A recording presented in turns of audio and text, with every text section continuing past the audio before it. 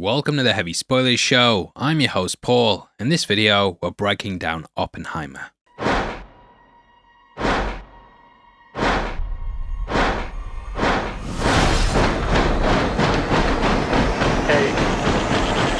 7, 6, 5, 4.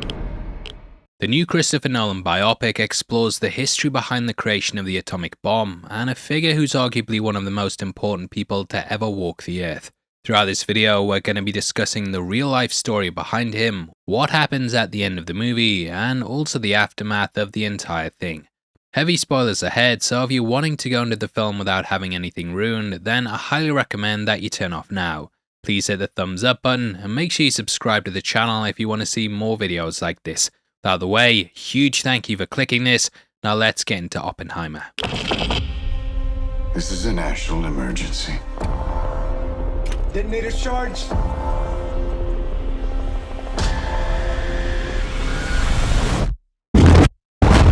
So Julius Robert Oppenheimer was born on April 22nd, 1904. Credited as being the father of the atomic bomb, Oppenheimer is seen as a man who ended wars, but in turn gave us the power to destroy ourselves completely. Often we get quotes attributed to great men, and Oppenheimer arguably has one of the most famous of all time. Now I am become death, the destroyer of worlds. This was uttered as he watched his creation light up the sky, and though it's attributed to him, it actually pulls from Hindu scripture. The verse originally states, "The Supreme Lord said, 'Time I am, the great destroyer of worlds, and I have come here to destroy all people.'" Now this has been changed slightly in the translation, but it can still be brought across to what the scientists did. Oppenheimer somewhat adopted this to usher in the successful testing of a nuclear weapon, and the context of it carries a lot with it. This is clearly a man showing remorse and regret about the damage that his seemingly great achievement could now bring. Now before the film's release, I saw one of the best written reviews for a movie that I'd ever seen. Discussing the film, Darren Mooney said, "It's about the gulf between theory and practice, intention and result, the folly of ego, and the fear that any effort to understand the forces governing this chaotic world in which we live in unleashes madness."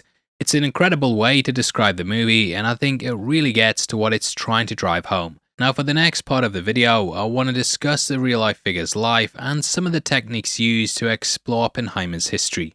Nolan stated that the black and white scenes are something that are objectively true, whereas the color ones are somewhat subjective. I kind of feel like this might even be a nod to Dr. Strangelove, though the scenes themselves are far from a tongue-in-cheek comedy. Jack Howard also discussed the making of process for this and how Nolan actually wrote the script as if it was in first person. This really allows you to get into the mind of him, and it makes for an incredible experience on the big screen. Now, Oppenheimer began his life in New York City to his mother Ella and father Julius. A non-observant Jewish family, they'd come to the US during 1888, and this was in order to build a life for themselves. Robert's father had been hired by a textile company upon arriving, and after working his way up, he became a wealthy executive. This allowed the family to move to an upper-class area in New York, and it gave Robert a great footing to start his life off at. His younger brother Frank became a psychiatrist and museum founder, whereas Robert became an incredible chemist. Graduating in 1921, he then joined Harvard and majored in chemistry before moving to study in Europe. Now whilst all this was going on, the path to the atomic bomb was also coming into play. Ironically, Oppenheimer, as we mentioned before, was born in 1904, and this was also a significant year where things fell into place elsewhere. At Cambridge University, Frederick Soddy theorized that the energy within atoms could be harnessed into a weapon which would one day have the potential to destroy the entire world. He was scoffed at, but 13 years later the atom was split by Ernest Rutherford, and research into this continued at an alarming rate. Germany was at the forefront of a lot of these scientific discoveries, however, their downfall was actually laced within Hitler's bigoted views. When he gained power during 1933, he actually expelled all of the Jewish scientists who'd been part of the project, and a lot of them then fled to the US. Here they continued their research as part of the Manhattan Project, which Oppenheimer would of course come to head up. Now speaking of Ernest Rutherford, Oppenheimer learned in 1924 that he had been accepted into Christ College, Cambridge. He contacted Rutherford directly, requesting to work at the Cavendish Laboratory, but unfortunately Ernest wasn't too welcoming. Oppenheimer was seen as someone who was extremely clumsy and thus he had to pass a basic lab course before he was welcomed in. He did this, but he found it extremely boring, with his true passion being in theoretical physics. Oppenheimer was also pretty disliked there too, and this was due to some of his really disturbing behaviour. He actually poisoned an apple and left it on the desk of a tutor in the hopes that he would then eat this. However, luckily he didn't, but Oppenheimer admitted that he immediately regretted doing this. His parents were alerted by the university, and though probation was threatened, they did in fact manage to avoid this. Oppenheimer apparently also tried to strangle his friend with a trunk strap at one point, and though the guy's often painted out in a good light, he clearly had this darker side too. Now, whatever the man did at university didn't hold him back, and his talent clearly kept opening up doors for him. Eventually, he secured a job at the University of California, which is where he had a fateful meeting with Jean Tatlock. Played by Florence Pugh, she becomes a key character in the film and is arguably one of the most crucial people in his life. A member of the Communist Party, it was suspected the pair were politically aligned, and this eventually led to the FBI opening up a file on him. Though he didn't join them, this sowed the seeds for his downfall, which we'll talk more about later on in the video. Now, even with his politics, by 1941, he was selected to take part in the Manhattan Project. Selecting a site in Los Alamos, New Mexico, the movie of course brings the creation of their work to life. It really shows everything that went into it, and we get all the intensity behind just how much of a race this was to build the bomb. Build a town, build it fast. If we don't let scientists bring their families, we'll never get the best. Now, it was also at this location that Oppenheimer slipped up, and unfortunately this built off the back of what we talked about before. Oppenheimer was approached to pass his discoveries on to the Soviet Union, which he ended up actually turning down.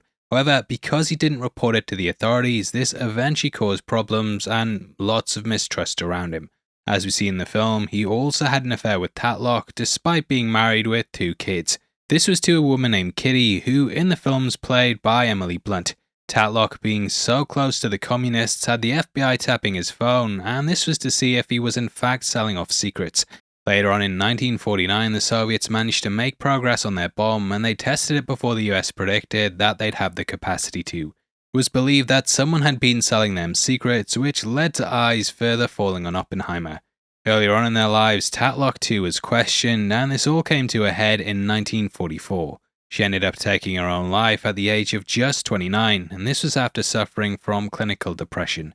The war itself started drawing close to an end when Hitler took his own life in 1945. However, the Japanese were still all in on it, and as a nation, they refused to back down. Thus, the developments continued, and with the help from British scientists, the first bomb detonation took place on July 16th. Nolan captures this moment incredibly in the film, and as I'm sure you know, he detonated a real bomb. Now, this wasn't a nuke, obviously, but it shows how much effort he put into making this movie. The guy tried to use as little CGI as possible, and though there's computer-generated effects, they are kept to a minimum. Also, it is a bit weird doing this video and having to give spoiler warnings and stuff, because I'm starting to think, is it a spoiler if it's history? Wait a minute! You didn't learn how World War II ended! We won!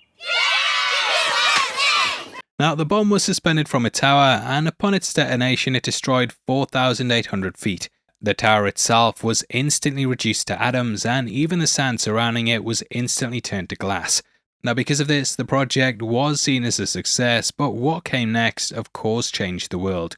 Humanity now had a weapon that almost matched the power of God, and its destructive force was nothing like the world had ever seen. Coming in at 18.6 kilotons, this was equivalent to every single bomb dropped on London throughout the entire Blitz. After this point, the plan shifted to what would happen in Japan and how the country was gonna win the war. Japan was actually offered the chance to surrender, with them being warned that dire consequences would occur if they refused to. Leaflets were dropped warning citizens that the bomb was coming, and they were told that they had to escape. That didn't happen though, and as mentioned earlier, the country refused to give up. The bomb was built and it was loaded onto the Enola Gay, carrying the message, "Greetings to the Emperor." It was dropped on August 6, 1945, and as we know, the world would never be the same again. The bomb instantly killed 60,000 people, and a survivor of it recently spoke to the Today Show about what they witnessed. There was a lot of commotion, and there was people saying that there was a B-29 coming towards Hiroshima. American Howard Kakita was 7 years old, living with his grandparents near Hiroshima's Ground Zero. So my brother and I, his name is Kenny, my older brother, he and I, we climbed on top of a roof to watch the vapor trail. And fortunately, my grandmother, being much smarter than us, she told us to get off the roof. An act that saved their lives. I didn't see the flash, I didn't hear the boom, I was knocked out instantaneously. When I came to, which was, I'm sure, a number of minutes later, the structure was on top of me, and things are beginning to burn around me. Somehow, Howard, his brother, and grandmother survived. This was not an ordinary bomb, but it was something much bigger. Everything was burning. They saw things no person should witness. There were already a number of people that were dead along the roadside. People were burned, suffering, and begging for a drink of water. Some of the injuries were so severe that, for example, people with burns, their skins would be dripping from their bodies. And some of the people actually had broken limbs, protruding. When we came back after the surrender, we came back to the same area, and the whole city was completely flat. It was really devastating to see. Radiation, of course, filled the air, and many people lost their hair, with some even dying of cancer shortly after. In total, the bombing is said to have led to the deaths of 130,000 people, though due to all those being instantly disintegrated, the true number will never be known. Obviously, looking back, there's a lot of debate over whether this was the right thing to do, as many of the people killed weren't involved in the war per se. They were just part of the nation, and with many of the victims being children, a lot of people feel it was an extremely tragic event. Even the pilot of the plane's logbook had him feeling remorseful, with him questioning how many people that he just helped to kill. This is something the film focuses on too, but the argument in favour of it is that it helped end the war. However, there would be more bloodshed to come, and the Japanese government still wouldn't surrender. They were lost in confusion over what had just happened, as they were just unable to communicate with the military radio towers and had no idea what was going on. They sent someone out to survey the area and report back what they saw, and all this person could see was a giant smoke cloud in the sky. Upon returning, the leaders surmised that not many bombs like this could be quickly developed, and thus they decided to endure and continue the war. A second bomb was dropped on Nagasaki just 3 days later, and eventually the Japanese gave up and decided to surrender. Oppenheimer left Los Alamos in October 1945 with an intense feeling of guilt which he expressed to President Truman. Meeting him in the Oval Office, he said he had blood on his hands, which Truman remarked would come off in the wash. Truman would later state that he was a crybaby scientist and that he didn't ever want to see him in his office again. Oppenheimer refused to support a hydrogen bomb project, and this ended up angering the officials out in Washington. In 1945, Oppenheimer was called on to explain his communist affiliations, and this was after years of suspicions fueled by Lewis Strauss. Played by Robert Downey Jr., the real-life figure carried the same grudge that we see in the film. Humiliated in front of Congress years prior, he'd harbored a grudge against him, and eventually this led to Oppenheimer's ousting. These are all things which the film beautifully demonstrates, and Strauss becomes the antagonist to Oppenheimer that wants to ruin his career. Believing he was a Soviet spy, it proved to be his undoing, and he was shortly stripped of his clearance and deemed a security risk. These scenes are laced throughout the film, and they build towards the ending, which we'll talk about in just a bit. Now, in a closed room hearing that lasted 4 weeks, he was instructed to give detail of all his personal affairs. His friends turned against him, and he found himself an outcast, even though in the years following, bias of the hearings came out. They clearly showed that Oppenheimer was loyal to the US, but refusing to continue building weapons had people turn against him. Joe Biden's administration actually formally reversed the decision recently, which in the end has exonerated Oppenheimer. At the time, there was uproar too, with Einstein calling it a conspiracy, and Werner von Braun saying that in England he would have been given a knighthood. Now, in the aftermath of this, Oppenheimer actually rallied against the use of nuclear weapons and stated that you can't really target specific individuals, and thus civilians will always be caught in the blast. He also believed that there'd be an arm race, specifically with the Soviets, and as we know, we ended up getting the Cold War. However, things changed with the altering of administrations, and JFK was far more welcoming to him than what had come before. He offered him a retrial, but Oppenheimer declined. However, a little over a week after JFK's assassination, he accepted an award from President Lyndon. This announced all his achievements in physics, and it was somewhat an olive branch directly from the government. Now this somewhat plays into the ending of the film, and in case you're watching this without seeing it, the final scene has to do with the conversation he has with Einstein. Throughout the movie we get a tease towards it, and earlier Strauss witnessed Oppenheimer and Einstein talking. Einstein leaves the conversation and Lewis tries to talk to him, but the scientist just walks right by without even giving him a glance. They cut around it, and at points you're wondering exactly what it is that Einstein said. In the final scene, we get to check out this conversation in full, and hear for ourselves all the words exchanged. Einstein said that he'd be regarded highly by the government, and that one day they would end up honouring him. However, he said they'd be doing it for themselves rather than for him, and all in all, it was just a big pat on their own backs. While this is going on, we see him receiving his award, surrounded by those that gave the negative testimonies. Now, at its most basic level, it's a comment on how the government and scientific community used him to win the war. Because of this, he'll now somewhat be shown off like a trophy that they can just parade around. Even though he'll be given the limelight, it will always be self-serving, with them not caring about the costs that it actually had on him. The world will very much chew him up and spit him out, which in many ways is what Strauss represents. Oppenheimer standing up against the hydrogen bomb means that they're an affront to him now, and we all know about what he had to go through. Einstein walks away, and he stares into the pond wondering if his actions will one day lead to the downfall of humanity. Recalling a prior conversation, he thinks about how triggering the bomb could lead to a chain of events that could potentially destroy all life on Earth. He contemplates whether his actions will inadvertently lead to this, and we see an Earth covered in nuclear missile impact points painting out a harrowing picture. Now this of course has a double meaning, as originally the talk was about how building that specific bomb could trigger things to get destroyed across the entire planet in one fell swoop. However, Nolan here is dealing with the idea of escalation. It's a theme he's tackled before, and at the end of Batman Begins, we had Gordon talking to Batman about this. If they get knives, their enemies will get guns, and if they get guns, their enemies will get armor-piercing rounds.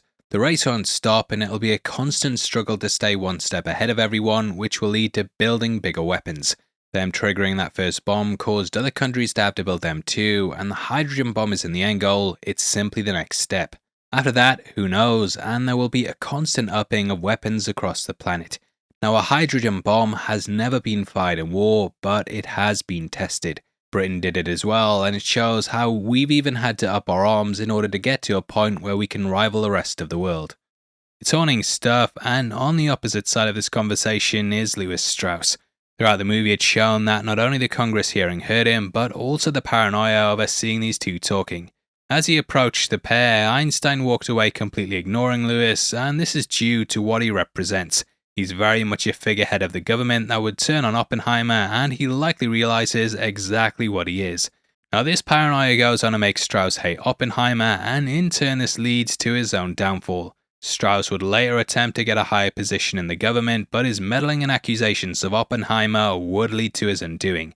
His hand in it eventually was exposed, leading to him not getting the job, and both the pair's ambitions have left them at a loss. The film asks if in trying to achieve things we ultimately lead to our own ends, and that is something I think's thematic throughout the movie.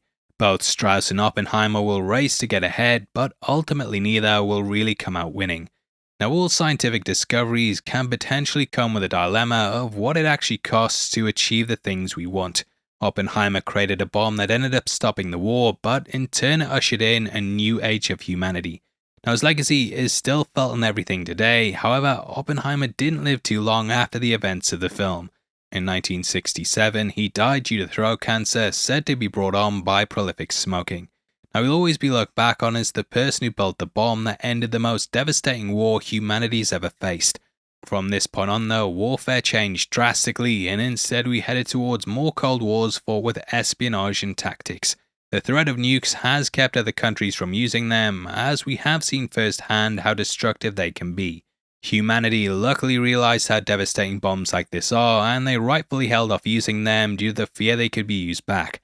However, in the case of Oppenheimer, he of course witnessed what his work did, and it's unlikely that he peacefully passed having a warm feeling about his work.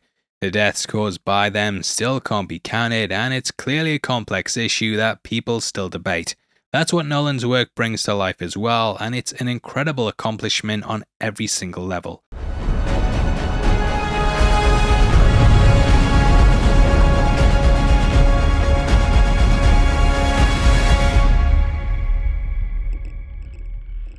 Now, as for my thoughts on the film, as I'm sure many of you know, I'm a die-hard Nolan fan. I think the guy's an incredible writer, director, and lastly editor that manages to tell sometimes incredibly complex stories in a really thrilling way. I think that's the case here too when he brings together all of his styles and talent to tell us Oppenheimer's story. It beautifully adapts the American Prometheus book and manages to handle his entire life constantly jumping back and forth between timelines to show how the past affected the future. Now, because of this, I think some people might get lost, especially when trying to discern what's happening when. Nolan does separate this a lot of the time with black and white, and they actually built special IMAX cameras for this, as by default, they were built when color film was readily available, so they never had that functionality. But Nolan, however, he just did it for this movie. The guy's clearly put a ton of effort into this film, and he's elevated everything that he could to tell just a very complex story. There's themes tackling the cult of personality and how creations get taken out of the hands of the creator and then given new life by people who have more nefarious means. I also don't think I've ever seen a movie since I last watched 2001 that was so washed with colour, vivid imagery, and a score that beats away and drives the action. Immersion is the word here, and the film sucks you right in, especially in IMAX. Cillian Murphy becomes Robert Oppenheimer, and I was actually surprised at how many faces there are. Considering the budget for this is just $100 million, I'm guessing all these actors dropped their prices to work with Nolan because the director, he's easily one of the best alive. And that doesn't mean the movie's perfect, and I actually thought the bomb itself was pretty underwhelming. For that to be the big thing they've hyped up for months now, due to them really setting one off, I was expecting it to be big, but I think this is a shot that you could have actually used CGI for. Don't shoot me, Nolan, just my opinion. And I also thought the JFK name drop was, I don't know, kind of like when they say Robin at the end of The Dark Knight Rises. It felt like a sort of sequel setup thing rather than it being a natural line of dialogue, but I am nitpicking there. It's just something that stood out to me. Now, the movie also drops a bit after the bomb drops, and then you have the hour where it kind of just goes through most of the hearing. Still brilliant, but yeah, I think you could have cut things out without losing much of the movie's impact. Also, the I am death line, I'm never going to look at that line in the same way again because of how they have him saying it as he slips it in. Should be I am death, the destroyer of girls. Terrible. Now, at the end of the day though, yeah, we'll move on, and the impact is what stays with me, and that ending especially is something that I'm going to remember for a while. The film opens with raindrops hitting a puddle, and its ending with the pond perfectly brings it all full circle. It shows how an idea can start small and then grow into something big, and perfectly tells the dangers of discovery. Curiosity killed the cat is the moral of this story, and it begs the question of whether any weapon like this is worth the cost that comes with it. Overall, I was blown away by the movie, pun not intended, and this was an exhilarating experience for the full 3 hours. I really enjoyed seeing it, and though the movie's not for everyone, it's definitely one of the best films of the year. Now, obviously, I'd love to hear your thoughts on Oppenheimer and also what you took from the movie specifically. Comment below and let me know, and if you enjoyed the video, please hit the thumbs up button and don't forget to subscribe for videos like this every day. If you want something else to watch, then make sure you check out a video on screen right now. And I know I've been a bit, kind of dour in this. I've been trying to be respectful, but yeah, you might have more fun over at one of them. Out of the way, huge thank you for sitting through the video. I really appreciate you sitting up till now. I've been your host Paul, and I'll see you next time. Take care, peace.